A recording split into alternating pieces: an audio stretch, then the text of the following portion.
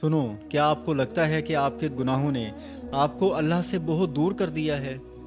एक प्यारी सी हदीस से कुछ सी सुने, शायद आपकी आंखें खुल जाएं और दिल भर आए।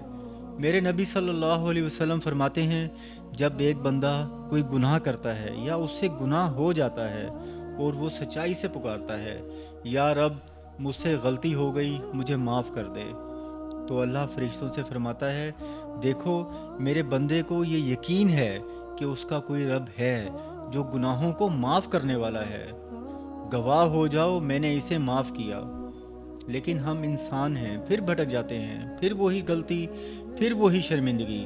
बंदा फिर डरते हुए आता है, ऐ मालिक, मैं भूल गया, मुझे फिर सहारा दे दे। करीम रब फिर मुस्कराता है और फरमाता है, गवाह हो जाओ, मैंने इसे फिर माफ़ किया। नबी सल्लल्लाहु अलैहि वसल्लम फरमाते हैं, तीसरी बार बंदा फिर भटक कर गुनाह कर बैठता है और उसी तरह रोता है, ऐ मालिक, मुझ पर मेरा नफ्स गालिब आ गया, मुझे माफ़ कर दे।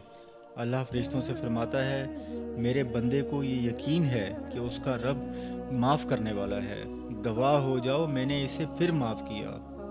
दोस्तों, ये 3 बार का जिक्र सिर्फ समझाने के लिए है। हकीकत ये है कि तुम जितनी दफ़ा टूट कर अल्लाह के पास आओगे, वो रब्बे करीम उतनी दफ़ा तुम्हें अपनी रहमत में छुपा लेगा। वो गुनाहों को माफ़ करते थकता नहीं है,